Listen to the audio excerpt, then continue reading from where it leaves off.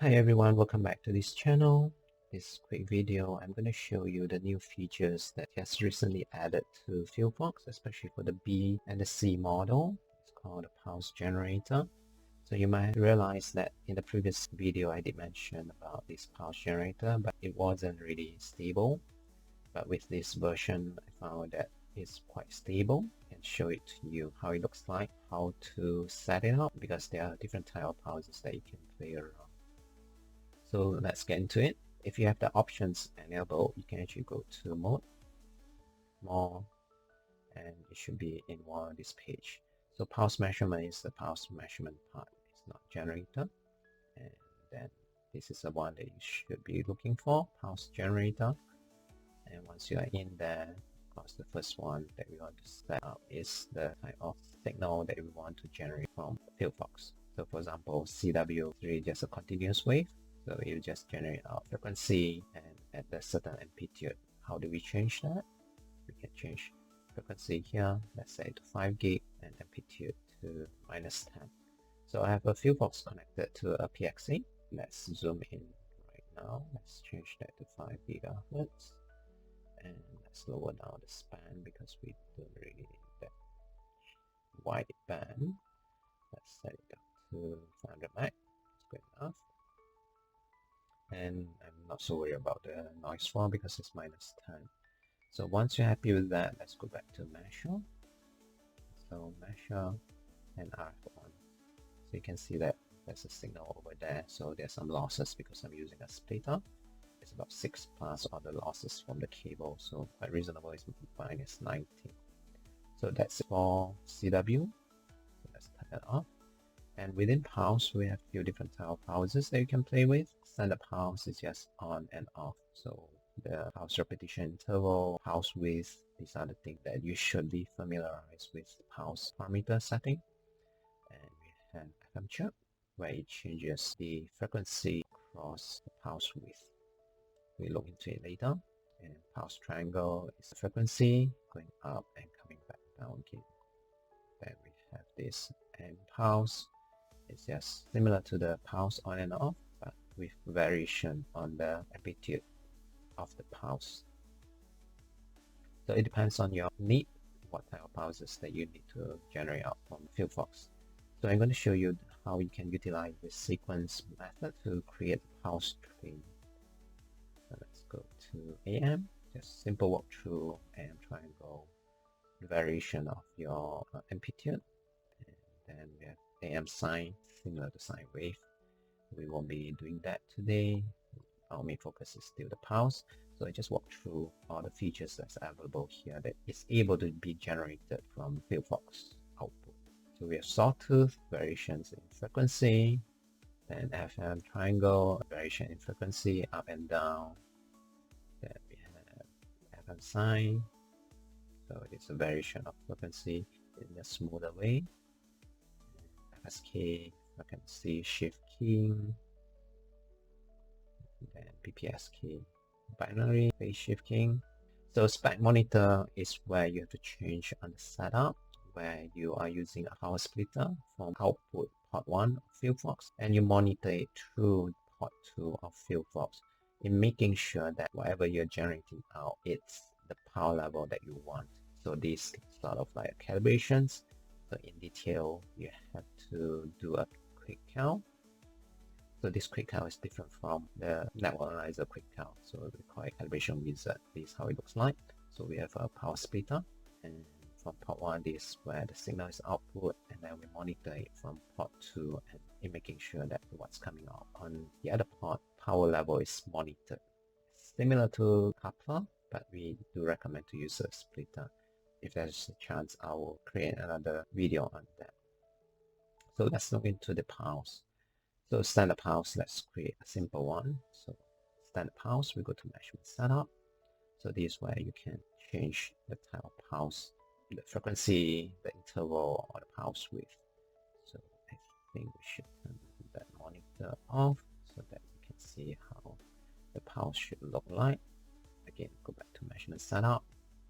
This is one of the things I like when you set up frequency and interval as you wish. So let's say our interval is about 400 microseconds, see what it can reach there. Yep, looks like we can. So pulse width, let's say we take 50% duty cycle, so it's 100 microsecond. And we can export this pulse to sequence. We don't see any table here, just wait for a while. I'm going to show you that. The next step, I want to, let's say I want to change the frequency chart. Go to measurement setup, the frequency deviation, this is where I change the rate of the frequency change. So this is where you can do it. So let's say we want to do it to 500 kilohertz. And the pulse width is still about 200 microseconds. So it's about 30%. Let's make it to 500 micro.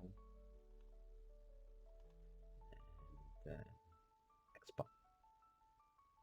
Okay, let's create another one, and then we can go straight to the sequence. Let's go create another FM chip. So you don't need to go back to the measure. I'm just showing you how I get to that. So let's change that to 100 microseconds, and pulse width 50 microseconds, and the change is 500 kilohertz. Let's change it to 100 kilohertz of variation, then export pulse to sequence. So now we go back to measure. For the pulse, we choose sequence. So this is where you're going to see the table. Just go to measurement setup, pulse sequence table, and this is the one that we have exported from our setup just now. And this is not the one that we want. What we can do, because this is the one that we tried, and we can actually delete it. Delete row. So what we have now is the standard pulse, then FM chirp, and then FM chirp. So if you remember, the first one I did was yeah, a bit different. I can't recall that, but anyway, you get the gist, and you can actually use the scroll knob here to change any parameter that you want to. So for example, let's go back to back and selections. This is what we want. Yeah, so you can see that the highlighted area is the one that you can change. So you can put a delay, you can run how many times you want. Let's say I want to run the first standard pulse 5 times, and you can just click enter, and then off time, play 1 time, 5 pulses, and play 1 time. So before that, you might want to check one by one. So I will change the selections to off. Yeah, you notice that if I click this, it will toggle to on continuous. Continuous means that I only play this FM chip, the selections index number 3, off because it's off. So wherever is selected, it's going to be played. Once you turn that on, you can go to amplitude, now so measure, and RF. So this is the type of pulse that we have here. You can't really see in spectral analyzer mode. Again, it's heat and mix because it's pulse. So I do not have a pulse trigger set up that is from FieldFox to this PXA. So let's go to real-time spectrum analyzer. Let's preset this.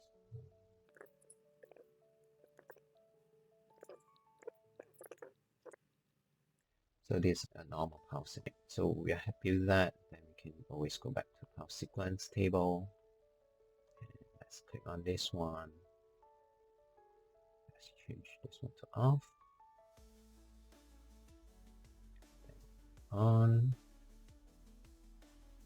There's some activities between the deviations of the frequency part. So again, I'll turn this to on because pulse width is narrower, so you have more harmonics over there. So let's turn on the first one also. So this is how it looks like on real-time spectral analyzer. Let's go back to spectral analyzer mode, and let's set it to 0 spec. So you can see that there are different type of pulses here. Let's do a trigger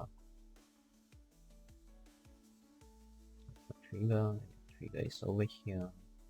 It's a free run. I'll use the video, and this is how it looks like. Almost there. Then I'll change the sweep time because it's 1 milli. So we have 1 milli, 1.2, 1.3, about that. So we change the sweep time to a bit wider. So let's set it to 2 milli. So that you can see different type of houses that's available there. So let's change the video. Okay. Yeah, video.